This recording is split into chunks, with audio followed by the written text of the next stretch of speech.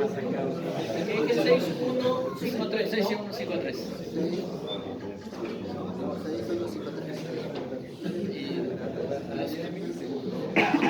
Ok, el 6 expone el alumno 7 y el alumno 1.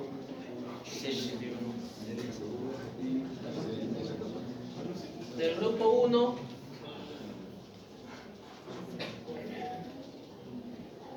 expone el 3 y el 8. Y si no hay 8, se da la vuelta.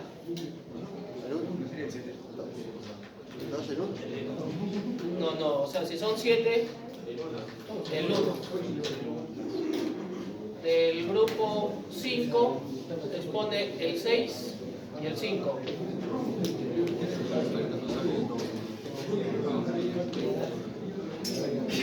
Y del grupo 4, 3. Del grupo 3, ¿no? El grupo 3 expone el 6 y el 8. Ok.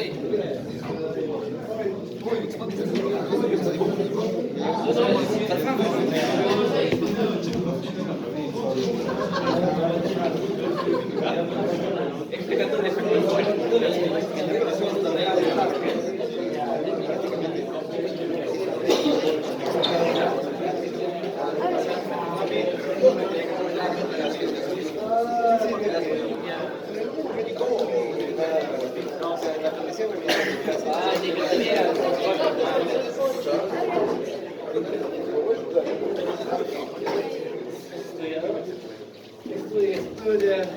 ¿Qué tendrás ahí que no quieres compartir? ¿Qué cosas?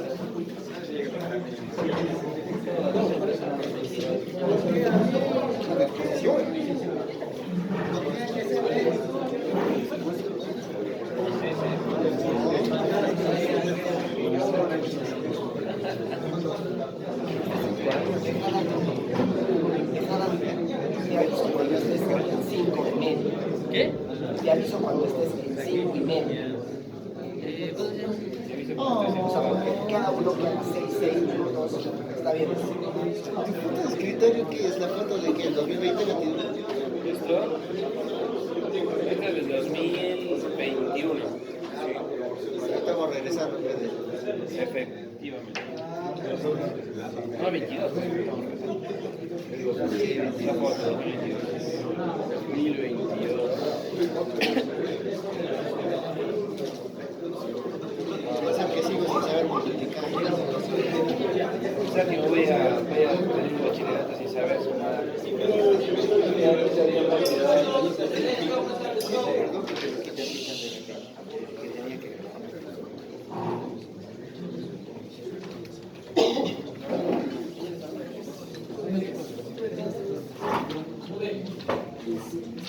Buenas noches, compañero. Buenas noches, compañero.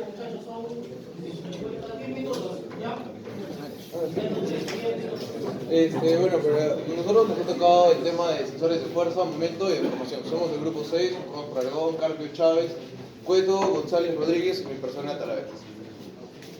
Bueno, primero vemos, ¿qué es un sensor de fuerza? En sí, un sensor de fuerza, como su propio nombre lo dice, es para calcular la fuerza con que algo está golpeando o simplemente contrayéndolo y viendo qué es lo que nos indica. Este es un dispositivo que mide la cantidad de fuerza aplicada, como ya les indiqué. Transforma la fuerza mecánica en una señal eléctrica proporcional a esta fuerza. Tipos de sensores de fuerza. El sensor de tipos de sensores de fuerza.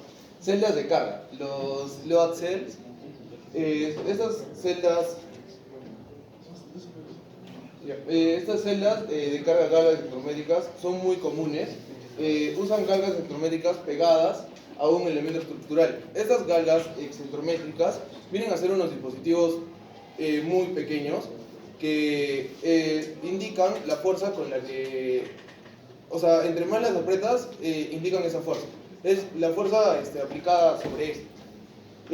Las celdas de carga piezoeléctricas utilizadas para medir fuerzas dinámicas y transitorias. De ahí las celdas de cargas hidráulicas y neumáticas. Estas empleadas también en aplicación de altas capacidades. Bueno, seguimos con otro, es sensores de fuerza en miniatura. Estos son muy pequeños y se utilizan para distintos, distintos lugares donde no haya mucha capacidad de espacio. Puede ser en robótica, que no hay muchos lugares en robots muy pequeños donde ponerlos, y también en la biomecánica. El sensor de fuerza multieje. Este sensor mide en diferentes direcciones, en el eje X, Y o Z. Le pueden aplicar fuerza por varios lugares y les va a medir. Aplicaciones de sensores de fuerza en la industria automotriz, en la robótica y en la aeroespacial. En la industria automotriz son más utilizados para evaluar la resistencia y durabilidad del cuerpo de aceleración, freno, suspensión y el sistema de dirección. En el sistema de dirección lo podemos encontrar girando el timón para ver con qué fuerza, en los frenos, en la fuerza que apliquemos nosotros sobre el pedal de freno para enviar la señal. En la suspensión, en el momento del golpe, de que caiga en algún bache o alguna otra cosa. En la robótica, estos sensores son utilizados para controlar la fuerza en cual el robot tiene que tocar o mover alguna cosa, porque si implica mucha fuerza lo puede romper, o si, también si no aplica la suficiente fuerza lo puede hacer caer. En el área de aeroespacial, los sensores de fuerza emplean pruebas de componentes aeroespaciales para ver con qué fuerza, si aguantan, la fuerza en las alas o en turbinas. ¿Qué es un sensor de momento? Un sensor de momento, también conocido como sensor de torque, es un dispositivo que mide el momento de torsión. Es una medida de fuerza que causa que un objeto gire alrededor de un eje, implicando la fuerza girándolo. Es crucial medir la fuerza para que no giremos mucho y pueda llegar a romper. Aquí tenemos 4 tipos de sensores de momento: los sensores de torsión capacitivos, los sensores de torsión con cargas extensiométricas, lo que ya le indiqué al momento de que son muy pequeñas, sensores magnetoelásticos, sensores ópticos de torsión. Las aplicaciones de los sensores de momento los podemos encontrar en la medicina, en la construcción y en manufactura. En la medicina, los sensores de torque o dispositivos se utilizan para personas con discapacidad, para emplear equipos de rehabilitación o alguna pieza que le esté faltando, ¿no? En la construcción, monitoreo de torsión en estructuras críticas, asegurando integridad y seguridad de puentes, torres y edificios. Esto es para en sí ponerlos en la construcción para ver cualquier movimiento, ya sea, no sé, causado por algún temblor o algún sismo o algún defecto que haya.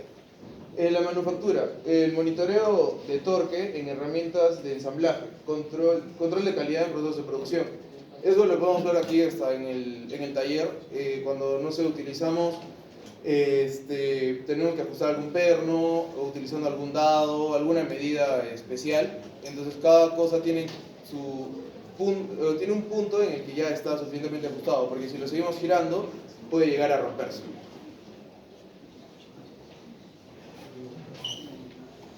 ¿Qué es un sensor de deformación?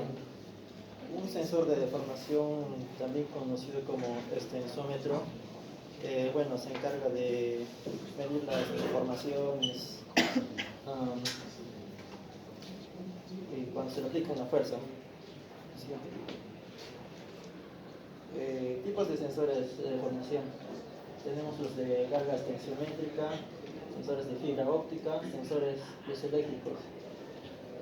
Los sensores de carga extensiométrica consisten en una rejilla de alambre metálico o semiconductor adherida a un sustrato aislante. Los sensores de fibra óptica varían dependiendo de las propiedades ópticas, ¿no?, de la fibra. Y los piezoeléctricos, bueno, están compuestos de un cristal, que es un material electrónico. Siguiente. Tenemos sensores resistivos que utilizan una resistencia variando, o sea, dependiendo de la fuerza que se le aplique al sensor, la resistencia va a cambiar. Tenemos los sensores capacitivos que miden dependiendo de la variación de la capacitancia. Los sensores acústicos que miden los cambios en la propagación de ondas acústicas o ultrasónicas causadas por la deformación del material. Aplicaciones de sensores de deformación. Bueno, por lo general la mayoría hace monitoreo de estructuras. También se utiliza para ensayos de materiales, control de procesos industriales y bueno, también en ensayos no destructivos. Principios de funcionamiento. Bueno, por lo general los sensores de fuerza, sensor de momento y sensor de deformación utilizan cargas tensiométricas. Cada uno va variando.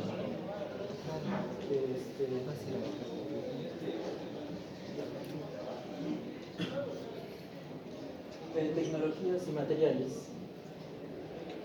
Los sensores de fuerza están compuestos de polímeros, cristales, piezoeléctricos y aleaciones metálicas que pueden ser el cromo, níquel, aluminio. Los sensores de momento también tienen aleaciones metálicas, tenían fibra óptica. Los sensores de deformación igual, ¿no?, que los demás, aleaciones metálicas, polímeros. En este caso también hay integración y calibración. Bueno, pues primero para la integración tenemos que saber cómo debemos ponerlo a una máquina para ver la precisión de las fuerzas y la información. Tenemos que ver la integración electrónica, el ambiente de operación. Es importante ver las condiciones ambientales, la temperatura, humedad, vibraciones que pueden afectar el rendimiento del sensor. La calibración, bueno, cuando se expone al público, no en la pizarra. Y si vamos a leer, ponemos la diapositiva y que lo lean los compañeros, ¿no? Eso no es una exposición. Una larga tensiométrica. ¿Qué parámetro te da la salida?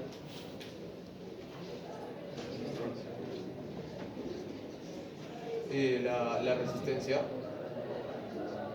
¿Cómo proteges un sensor de presión? Bueno, en todo caso, un sensor de fuerza, ¿cómo lo proteges contra los sobrecargas? ¿Cómo lo protegerías?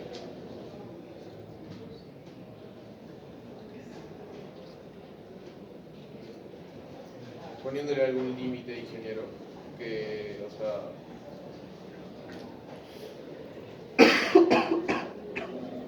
está bien, es un limitador energético.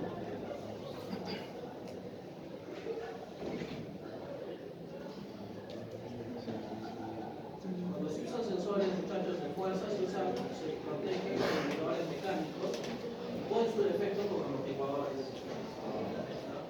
O sea, si no van a destruir. Claro. Para una fuerza dinámica, ¿qué tipo de sensor usarías para medir esa fuerza?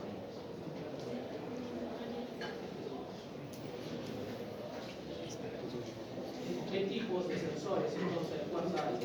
Un sensor de cada dimensión. El más adecuado para una carga dinámica es un... El de galgas excentrométricas en general. ¿Por qué? En realidad es eléctrico, ¿no? ¿Pero por qué?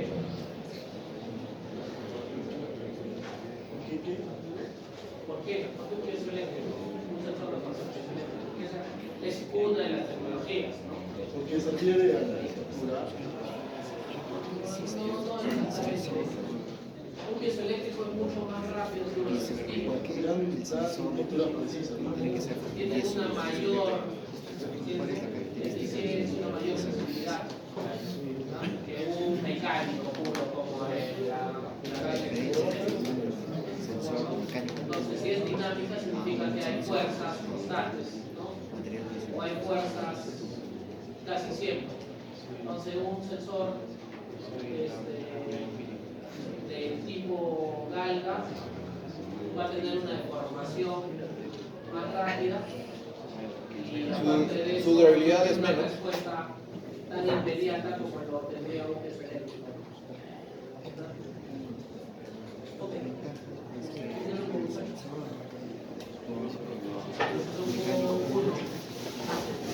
Mochi le está ya. ¿Qué? Otra y mochila. ¿Qué va a traer?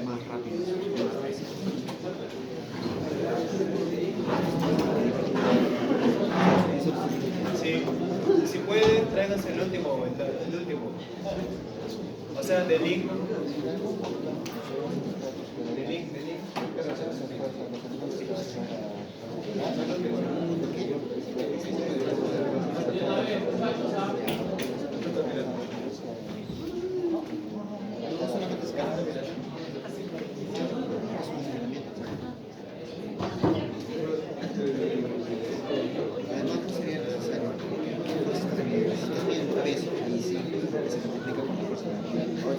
Si es una fuerza externa, no hay duda que sigue siendo fuerza externa. Y es muy conservativo. Y es muy conservativo.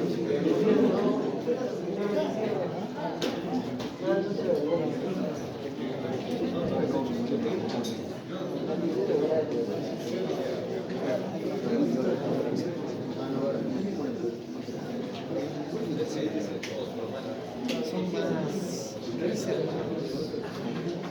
Más calladitos.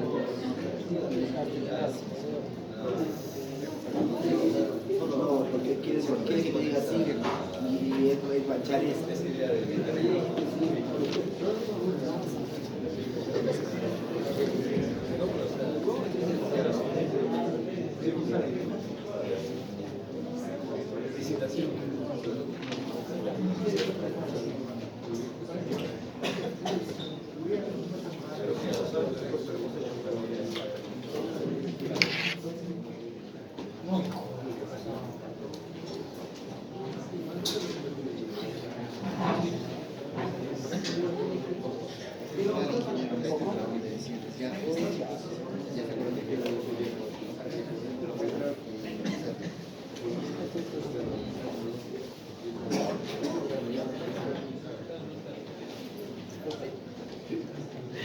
Reenvía, no.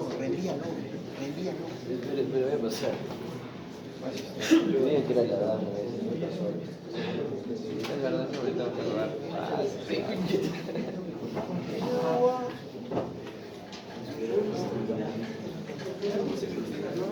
No, como un punto, reenvía el punto, se reenvía el link, no el punto.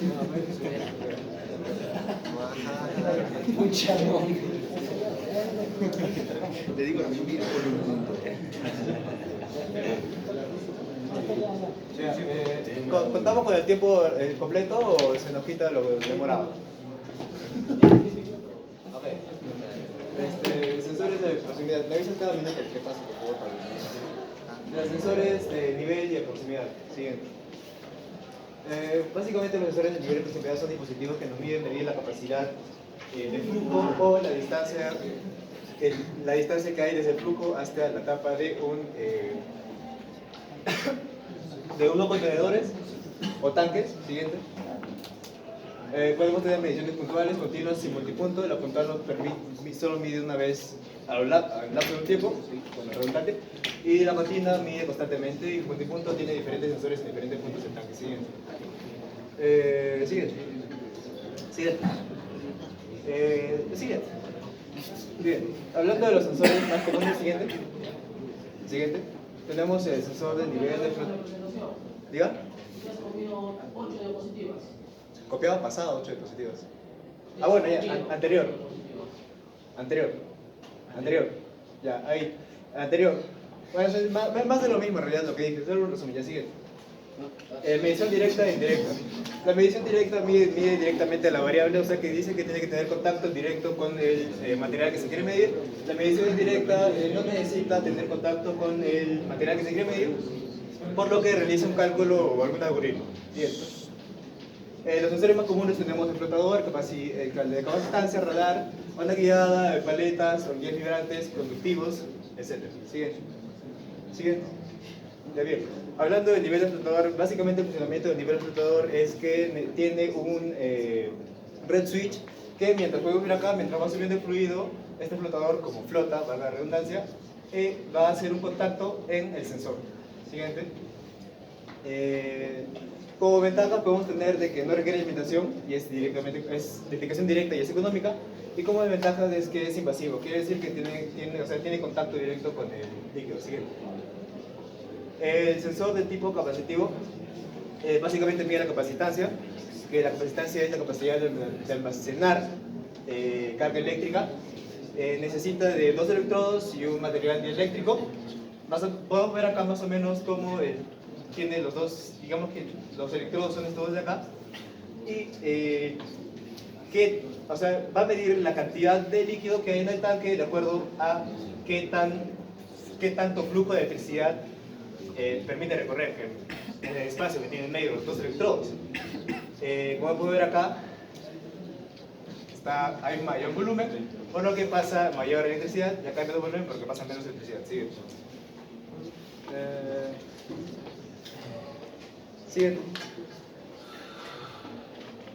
Ya ven, sensor de tipo radar básicamente emite una señal de radar que nos permite medir el tiempo. Esta señal rebota en el líquido y con el tiempo que detecta el sensor, calcula la distancia. También tenemos el radar de onda guiada, que es más preciso. Siguiente. Como ventajas tenemos que no requiere calibración, es bastante preciso, no se ve afectado por temperaturas, sin presión ni polvo, y tiene medición sin contacto. Desventajas, puede ser costoso y tiene rango de emisión limitada. Siguiente. El sensor de paletas rotativas se consta en una paleta que va girando, y mientras el material líquido, especialmente sólido, va aumentando el nivel, este sensor va a detectar este cambio o esta resistencia a la posición de movimiento y va a enviar un pulso eléctrico. Siguiente. Tenemos el sensor de horquilla vibrante. Este sensor de horquilla vibrante lo que hace es que tiene una electrónica que hace vibrar la horquilla vibrante. En cuanto el sensor o el líquido aumente el nivel, este sensor va a detectar una diferencia en cuanto a la frecuencia de movimiento. Pues se puede ver acá, cuando no está en contacto tiene esta frecuencia, y cuando está en contacto pues la onda se amplía. Siguiente. Como aplicaciones tenemos que puede ser para el control del nivel de líquidos, sólidos, minerales, procesamientos químicos y alimentos de bebidas. Ventajas es bastante compacto, es rentable. Desventajas es invasivo y el número de usos es bastante limitado. Siguiente. Sensor de nivel conductivo básicamente mide la resistencia eléctrica que tiene mediante tus electrodos, mide la resistencia eléctrica. En cuanto más líquido haya, va a haber menos resistencia, y cuanto menos líquido haya, va a haber más resistencia. ¿Cómo se mide la resistencia? Mediante los electrodos, ¿no? Cuando tiene el primer electrodo, cuando el líquido está al nivel del primer electrodo, no se va a cerrar el circuito hasta que alcance el segundo electrodo. ¿Siguiente? Sensor de nivel conductivo. Como ventajas tenemos que no tiene partes móviles, es de bajo costo y fácil de usar, efectivamente. Y la ventaja es que es invasivo, los líquidos deben ser conductores y la reacción se puede relacionar la siguiente. Sensor del nivel radiométrico, básicamente mide ondas, rayos X y gamma. A un lado del tanque de almacenamiento tiene un sensor que detecta estas ondas, y cuanto más líquido haya, pues estas ondas se van a ver afectadas por el líquido, lo cual digamos que la cantidad de radiación que va a detectar el sensor que va a estar al otro lado del tanque, cuanto más líquido haya, va a tener menos contacto o sea, va a detectar menos radiación, y en cuanto menos líquido haya, va a detectar más radiación. Siguiente. Como limitaciones de este tipo de sensor, que suele ser bastante peligroso por la radiación, además de que suele requerir de una calibración regular y un mantenimiento y licencia. Siguiente. Bueno, siguiente. Sensor hidrostático mide la presión hidrostática del tanque ejercida por el líquido mediante su altura y su densidad. Siguiente. La ventaja de este sensor es que puede ser bastante preciso y estable a largo plazo. Como desventaja tenemos que es afectada por la densidad, incluso la altitud y temperatura del ambiente. Siguiente.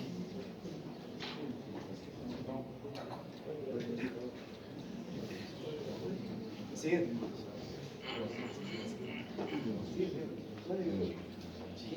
Pase directo.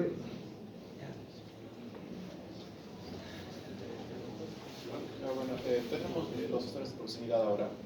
Normalmente el sensor de proximidad es un dispositivo que percibe objetos sin necesidad de un contacto. Sus características, la primera pues, es que funciona sin necesidad de tocar el objeto, puede detectar a distancias unos pocos milímetros de distancia y detecta a varios metros y su respuesta es muy rápida. Sí. Tenemos los tipos de sensores de proximidad, son dispositivos capacitivos ultrasónicos.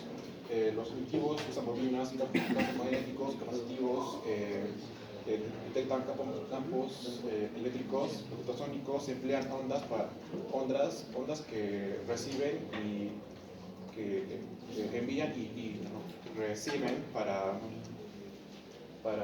obtener la respuesta. Siguiente. Infrarrojos, magnéticos y fotoeléctricos.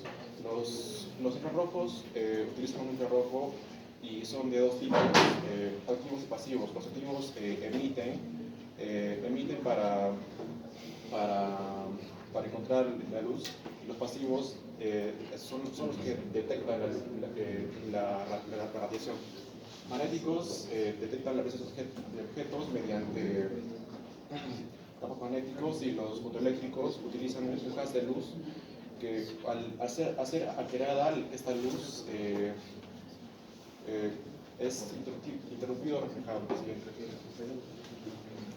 El funcionamiento de los sensores de proximidad varían en cuanto al tipo de sensor que estamos usando. Primero, el sensor inductivo, tenemos las bobinas internas que luego generan un campo magnético con frecuencia definida por el oscilador. Cuando se introduce un objeto, a este se produce un fenómeno denominado la corriente de Focal, y provoca un campo magnético en dirección a la bobina. Siguiente. Luego tenemos el capacitivo. Estos usan dos electrodos, y al final nos bota una corriente continua que se compara con un umbral, y al final nos bota, nos indica y se computa con el detector de cilindro. Tenemos el fotoeléctrico. También se usan dos diodos sensores de luz. Siguiente. Tenemos el ultrasónico y magnético. El ultrasónico y magnético, como dije antes, el ultrasónico emite ondas y luego recibe la señal para detectar el objeto. El magnético es mediante un imán y esta señal se amplifica y al final se conmuta con el interruptor. Tenemos las aplicaciones. Estas son las aplicaciones industriales en el sector automotriz y en el sector de la salud. Tenemos el producto de calidad, robótica también podría ser, sistema de asistencia conductor, sistema de apertura y cierre y dispositivos médicos. Siguiente. También tenemos aplicación electrónica de consumo y la seguridad. De consumo tenemos dispositivos inteligentes, electrointeligentes. Y en la seguridad tenemos como sistemas de acceso y de detección de movimiento. Muchas gracias, secretario.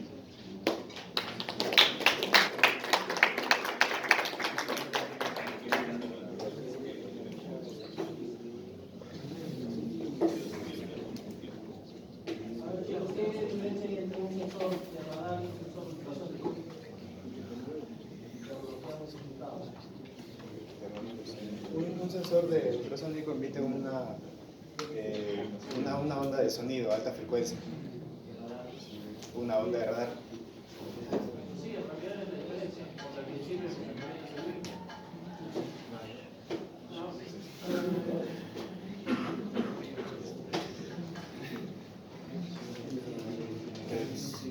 Más bien, el sensor de radar solo emite y el sensor ultrasonido envía y recibe la señal.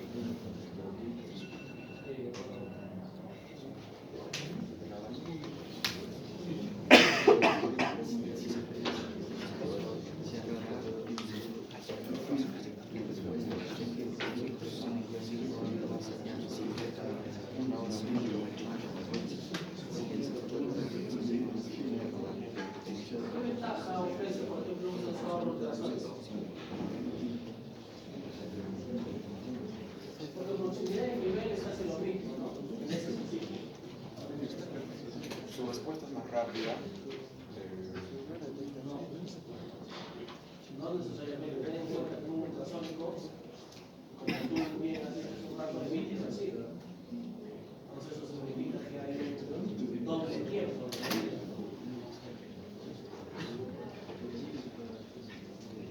Y otra ventaja. La sensibilidad del sonido puede ser afectada por sonidos externos,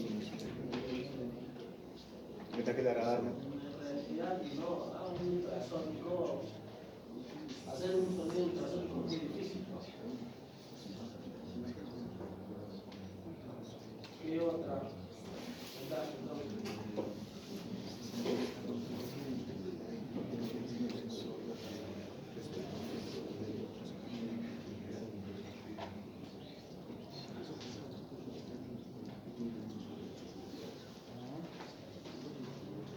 ¿Qué parámetros afectan? La medición, un sensor de nivel.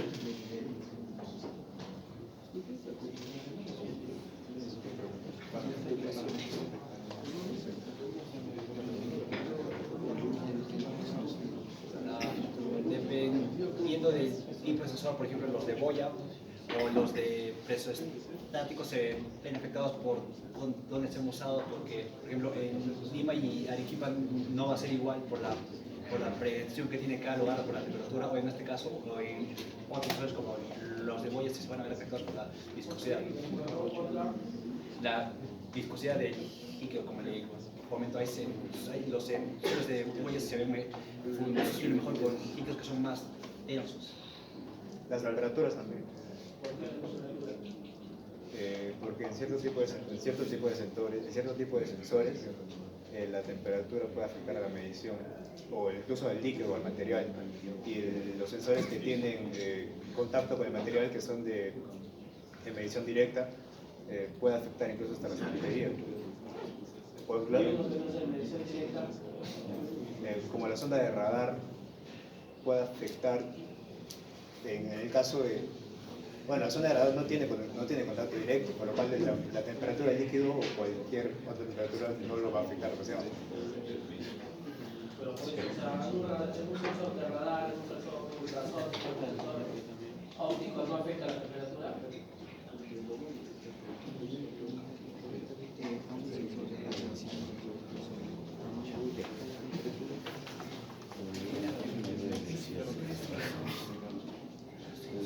Nos guste o no, muchachos, la Sí, sí. temperatura es un punto que afecta a casi todo. Todo por lo menos lo electrónico, ¿no? Más que todo, como son componentes electrónicos, que afectan la temperatura, más que todo. Pero ¿cómo?